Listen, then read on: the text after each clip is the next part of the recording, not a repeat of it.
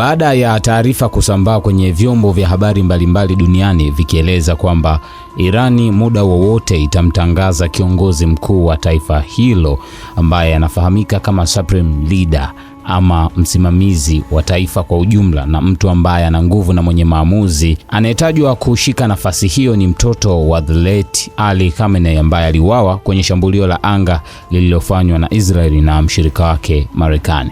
Sasa taarifa ya Marekani iliyotoka kupitia Rais Donald Trump alisema Mujtaba Khamenei ambaye ni mtoto anayetajwa kurithi nafasi ya baba yake ni uzito mwepesi sana kwa Marekani na wana uwezo wa kumshughulikia muda wowote. Na baadhi ya watu wamekuwa wakiuliza imekuwaje mpaka kijana huyo apewe nafasi na uzito wake ni upi mpaka Marekani wao wanamuona ni mwepesi. Maana inasemekana ana nguvu sana kwenye taifa la Irani. Leo kupitia A-Digital na kuletea mission 5 ambazo amezifanya bwana mdogo huyu chini ya utawala wa baba yake Ali Khamenei enzi za uhai wake, wakati huo na kumfanya awe tishio pale Iran na kwa baadhi ya mataifa mengine ya magharibi, hasa Marekani na Israeli. Jambo la kwanza ambalo amelifanya ni kusimamia mtandao wa Axis of Resistance dhidi ya Israeli. Moja ya tuhuma kubwa ambayo Marekani na Israeli wamekuwa wakitoa ni kwamba Mujtaba Khamenei alikuwa ni mratibu wa siri wa mkakati wa Irani wa kikanda ambao unaitwa Axis of Resistance. Mkakati huu unajumuisha kuunga mkono makundi ya Hezbollah ambayo yapo Lebanon, lakini pia kuisaidia Hamas pale Gaza, kuwasaidia wanamgambo wa Iraq na Syria na kuwafundisha waasi wa Houthi pale Yemen. Lengo kuu la kufanya hivyo lilikuwa ni kuwazunguka Israeli kijeshi kupitia makundi haya washirika, lakini pia kushambulia maslahi ya Marekani katika Mashariki ya Kati. Mtandao huu uliendeshwa hasa kupitia jeshi la Islamic Revolution Guards Corps na kikosi chake cha nje cha Quds Force. Baadhi ya makamanda wa IRGC wamesema Mujtaba alikuwa na ushawishi mkubwa katika maamuzi ya kimkakati ya nje ya Irani, ingawa hakushika wadhifa rasmi serikalini, na hii imemfanya kuwa na nguvu kubwa sana akiwa karibu katika ofisi ya Supreme Leader. Tufahamu kwanza hii Axis of Resistance ni nini na historia yake ikoje. Axis of Resistance ni jina ambalo linatumiwa kuelezea muungano wa kisiasa na kijeshi unaongozwa na Iran, ambao unajumuisha serikali na makundi ya wanamgambo wa Mashariki ya Kati ambayo yanapinga ushawishi wa Marekani na Israeli katika eneo hilo.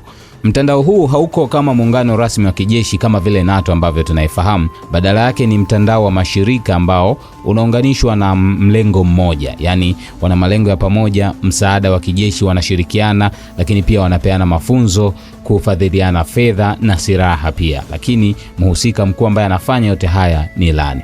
Na lengo kuu ni kuhakikisha wanapunguza ama kuondoa ushawishi wa Marekani pale Mashariki ya Kati na kupambana na Israeli, lakini kuimarisha pia ushawishi wa Irani katika eneo hilo. Irani mpango wake ni kuwa taifa lenye nguvu zaidi pale Mashariki ya Kati.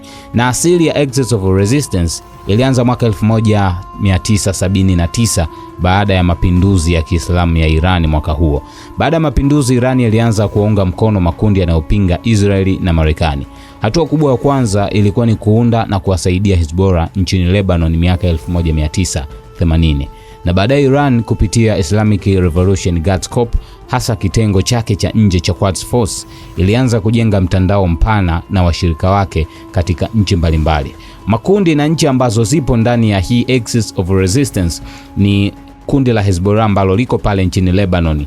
Ni mojawapo ya wanamgambo wenye nguvu zaidi Mashariki ya Kati na wana silaha nyingi sana za makombola, na pia wanapambana mara kwa mara sana na Israeli. Lakini kundi jingine ni Hamas liko pale Gaza. Ni kundi la wapiganaji wa Palestina linalopambana na Israeli, lakini pia hili kundi limepata msaada wa silaha za mafunzo kutoka Iran. Na kundi lingine ni wanamgambo wa Iraq. Makundi kadhaa ya Shia kama Kataibu Hezbollah hushambulia vituo vya Marekani nchini Iraq na Syria, lakini pia wanapambana na Israeli kutokea upande wao wa Iraq. Na kuna kundi lingine kutokea pale Yemen ambalo ni kundi la Houthi. Hawa ni waasi ambao wanapigana na serikali ya Yemen na wamehusishwa na mashambulizi ya makombola na drones dhidi ya Israeli na meli katika Bahari Nyekundu. Na serikali ya Syria pia ambayo ni chini ya Bashar al-Assad ilikuwa ni mshirika muhimu wa Iran kwa miaka mingi sana toka kipindi hiko. Kwa hiyo Iran amekuwa kifadhili makundi haya kwa ajili ya kuhakikisha anampiga Israeli na Marekani na kuimarisha utawala wake pale Mashariki ya Kati. Namna gani sasa wanavyofanya kazi hawa? Mtandao huu unafanya kazi kwa namna ya kupeana mafunzo ya kijeshi. Badala ya kuunda jeshi moja kubwa, Axis of Resistance wanafanya kazi kupitia mafunzo ya kijeshi, ambapo IRGC huwafundisha wanamgambo mbinu za vita, kuwapa silaha kama drones na makombola na namna ya kuyatumia pia. Na wanafanya biashara ya ugavi wa silaha. Irani pia hutuma silaha kupitia Syria, Iraq au kwa njia ya bahari kuhakikisha majeshi haya ama makundi haya ya kigaidi yanapata silaha kuendana na nyakati ama teknolojia ambavyo inawataka. Na wanafanya pia operesheni za pamoja. Makundi haya mara nyingi yanasaidiana katika vita dhidi ya Israeli au Marekani. Popote ambapo Marekani ataanzisha vita katika Mashariki ya Kati, endapo yanalenga makundi haya, nchi hizi kwa pamoja hushirikiana kupitia washirika wake wa kijeshi. Na wanashirikiana pia kijasusi. Habari za kijasusi na mipango ya mashambulizi wanashirikiana baina ya washirika wenyewe kwa wenyewe. Endapo Hezbollah kutoka pale Lebanoni watakuwa na mpango wa kuishambulia labda Israeli, kwa hiyo wanaishirikisha Iran na makundi yao mengine ya Hamas pale Gaza kwa ajili ya kuhakikisha namna gani wanaifanya misheni hiyo kikamilifu. Sasa kwa nini wanaita Axis of Resistance? Neno resistance linamaanisha upinzani dhidi ya Israeli na ushawishi wa magharibi. Kwa hiyo mtandao huu unajiona kama ni walinzi wa Palestina cha kwanza, na wapinzani wa sera za Marekani pale Mashariki ya Kati cha pili, na tatu wanajiona ni watetezi wa ushawishi wa Iran katika eneo hilo. Sasa kwa nini Marekani na Israeli wanauona muungano huo kama ni tishio?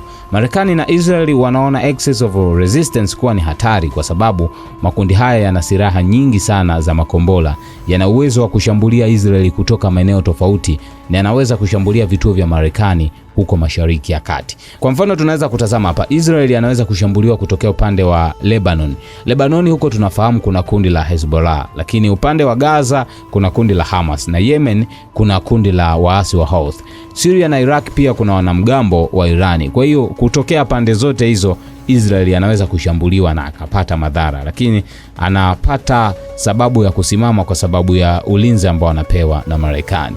Jambo jingine ambalo linamfanya Mojtaba Khamenei kuwa ni mtu mwenye nguvu ni kudhibiti bases na operesheni za siri za ndani na nje ya Irani. Taarifa nyingi za kiintelijensia za Magharibi zinadai kwamba Mojtaba ndiye kiongozi kivuli wa vikosi vya Basij, ambacho ni kikosi cha wanamgambo wa Irani kinachohusika na operesheni nyingi za kijasusi. Basij ni sehemu ya IRGC na inatumiwa kwa ajili ya kufanya shughuli zifuatazo. Shughuli kubwa ambayo wanafanya ni kuwakandamiza waandamanaji ama kukandamiza maandamano. Endapo maandamano yatakuwa yakifanyika kinyume na serikali ambayo ipo ama supreme leader ambaye yupo, kikosi hiki hutumiwa kwa ajili ya kutuliza hizo ghasia. Lakini jambo jingine, wanafanya operesheni za usalama za pale Iran na kukusanya pia taarifa za kijasusi. Ripoti kadhaa zimekuwa zikieleza kuwa Mojtaba amehusika katika kupanga operesheni za Basij wakati wa maandamano ya Green Movement mwaka 2009. Kipindi hicho tunakumbuka ulikuwa ni mpango ambao raia wa Iran walikuwa kipinga matokeo ya uchaguzi huo, wakisema yamechakachuliwa baada ya Ahmadinejad kushinda urais wa pale Iran. Na Marekani na washirika wake wanadai kwamba mtandao huu pia umetumika kufuatilia mawakala wa Israeli ndani ya Iran, lakini pia umeendesha operesheni za siri katika nchi za jirani. Lakini jambo la tatu ni kwamba Ahmadinejad anasimamia operesheni za siri dhidi ya Israeli kupitia Quds Force. Katika miaka 2010 hadi 2020, Marekani na Israeli walikuwa kimshutumu Mojtaba kwa kuwasaidia ama kupanga operesheni za Quds Force. Quds Force ni kitengo maalum cha IRGC ambacho kinafanya kazi ya kushughulika na operation zote za siri za nje ya Iran, lakini pia kinatoa silaha kwa makundi washirika wa Iran ambao wanapatikana pale Syria, wanapatikana Yemen, wanapatikana pale Gaza na Iraq. Na kingine pia wanapanga mashambulizi dhidi ya malengo ya Marekani na Israeli. Kwa mujibu wa vyanzo vya kijeshi vya Magharibi, Mojtaba alikuwa na uhusiano wa karibu sana na kamanda wa Quds anaitwa Qasim Soleimani kabla ya kuuawa kwake mwaka 2020. Na baadhi ya wachambuzi wanaamini kwamba Mojtaba alikuwa ni kiongozi ama kiungo mkuu kati ya ofisi ya kiongozi mkuu wa operesheni na operesheni za kijeshi za IRGC nje ya Irani. Na jambo jingine la nne ambalo analisimamia ni ufadhili na mtandao wa kifedha wa operesheni za siri. Marekani pia imeweka vikwazo kwa Mojtaba Khamenei kwa madai ya kwamba alihusika kusimamia mitandao ya kifedha ya siri na alisaidia kuhamisha fedha kwa makundi washirika wa Irani katika Mashariki ya Kati. Na jambo jingine kubwa zaidi, alisimamia mali na biashara ambazo zinatumiwa kufadhili operesheni za Irani. Ripoti za Magharibi zinasema mtandao huo ulihamisha mabilioni ya dola kupitia watu wa ndani wa mfumo wa Irani. Na jambo jingine pia, anapanga mashambulizi ya kimkakati dhidi ya Marekani. Na Marekani imekuwa ikimtaja Mojtaba kwamba katika uchambuzi wao wa kiintelijensia kama mmoja wa watu waliokuwa ama ni watu ambao wanashauri sera kali dhidi ya Marekani pale Iran, lakini wanapinga mazungumzo ya nyuklia na wakisukuma pia mkakati wa kushambulia maslahi ya Marekani kupitia washirika wao pale Mashariki ya Kati. Na kwa sababu hiyo, wachambuzi wengi sasa wa Magharibi wanamwona Mojtaba kama headliner hatari zaidi kuliko hata viongozi wengine wa Iran, na nafasi yake kuwa supreme leader wa Iran ni kubwa. Mojtaba Khamenei anahusishwa na kuratibu mtandao wa makundi ya Irani Mashariki ya Kati, anahusishwa na kusimamia Basij na usalama wa ndani, lakini pia anashirikiana na Quds Force katika operesheni za siri ambazo zinafanyika nje ya Irani, na anasimamia mtandao wa fedha ya makusudi kabisa kwa ajili ya kuwawezesha washirika wa Iran nje ya Iran. Kwa sababu hiyo, mambo haya yanafanya Marekani na Israeli wamchukulie kama ni mmoja wa watu hatari zaidi ndani ya mfumo wa Iran. Sasa miongoni mwa vitu ambavyo natakiwa kuvifahamu, kuna baadhi ya missions hatari zaidi ambazo huyu Mojtaba Khamenei amekuwa akizifanya ama akizisimamia, na nyingine zimefanyika chini ya amri yake. Miongoni mwa operesheni ambazo amezifanya, kuna operesheni ya makombora na drones dhidi ya Israel mwaka 2024. Nikukumbushe kwamba ilikuwa ni Aprili mwaka 2024, anga la Mashariki ya Kati lilijaa sauti za drones na makombora, ambapo Iran, Iraq, Syria na Yemen silaha zilianza kuruka kuelekea Israeli. Na operesheni hiyo iliitwa Operation True Promise. Ilifanyika ndani ya saa chache. Zaidi ya drone 170, makombora ya cruise 30 na makombora ballistic zaidi ya 120 yalikuwa yakirushwa kuelekea Israeli. Lengo lilikuwa ni nini? Lengo la operesheni hiyo lilikuwa ni kulipiza kisasi, na hii ilikuwa ni baada ya Israeli kushambulia ubalozi wa Irani huko Damascus na kuua majenerali wawili wa Irani.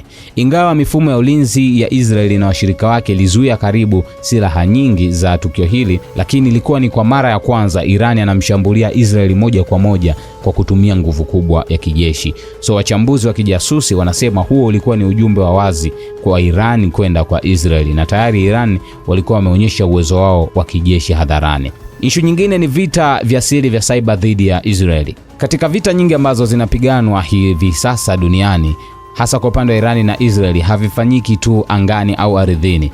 Vita vikubwa vinafanyika kwa minajili ya kuhakikisha pia teknolojia inatumika, hasa kwa kutumia kompyuta. Makundi ya hackers ama wataalamu wa kuhack systems wanahusishwa na Irani wamefanya mashambulizi mengi ya cyber dhidi ya taasisi za Israeli.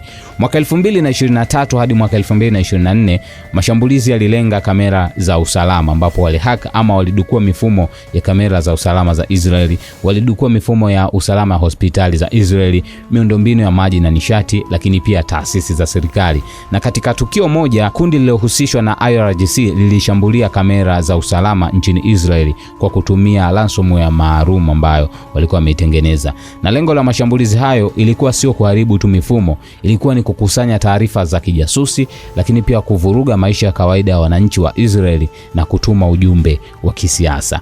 Tunafahamu pia kuna mashambulizi ya makombora ya Erbil mwaka 2022, ambapo ilikuwa ni usiku wa manane katika mji wa Erbil pale nchini Iraq, ulivunjwa na milipuko mikubwa sana. Makombora 12 ya Fateh 110 yalirushwa moja kwa moja kutoka Iran. Lengo lilikuwa ni kulenga jengo ambalo Iran ilidai ni kituo cha jasusi cha Israeli ama Mossad kama ambavyo wanafahamika kwa jina lao. Na shambulio hilo lilikuwa likilenga kutuma ujumbe mkali: Iran inaweza kushambulia malengo ya Israeli popote katika eneo la Mashariki ya Kati. Na tukio hilo pia liliwafanya Marekani na washirika wake kuanza kuchunguza kwa ukaribu zaidi operesheni za siri za IRGC nje ya Marekani. Lakini pia pale Iran, Mojtaba Khamenei anafadhili mtandao wa wanamgambo wa Axis Resistance chini ya operesheni ambayo inaitwa Proxy War. Operesheni nyingine ya kimkakati ya muda mrefu ya Irani inaitwa Proxy War. Kupitia Quds Force, Iran imeunda mtandao na wanamgambo ambao unaitwa Axis of Resistance, na ndani yake kuna makundi kama Hezbollah ambayo yanapatikana Lebanon, Hamas inapatikana Gaza, Houthi kule inapatikana Yemen, na wanamgambo wa Iraq na Syria. Irani inawapa mafunzo ya kijeshi, inawapa silaha za makombora, inawapa drones na fedha, na kwa njia hii Irani imeweza kupigana na Israeli bila kuingia moja kwa moja vitani, na mara nyingi wamekuwa wakitumia makundi haya kuwashambulia Israeli. Proxy war ni mkakati wa muda mrefu wa Irani wa kuhakikisha anawanyong'onyesha Marekani na kuhakikisha anapata nguvu zaidi pale Mashariki ya Kati, na kuwa yeye ndiye taifa lenye nguvu zaidi za kijeshi. Na tunafahamu kwamba amekuwa akipingwa katika uzalishaji wa silaha za nyuklia, na mataifa mengi yamekuwa kimuona kama ni taifa tishio linaloweza kuzidhuru nchi za magharibi. So boy King Kali, mnyama mkali. Hii ni A Digital, endelea kutufuatilia hapa AFM Radio TZ pale Instagram, lakini pia Facebook 92.9 kuwa tofauti tunapatikana hivyo, TikTok, Thread pia tunapatikana kama AFM Radio TZ. Chao.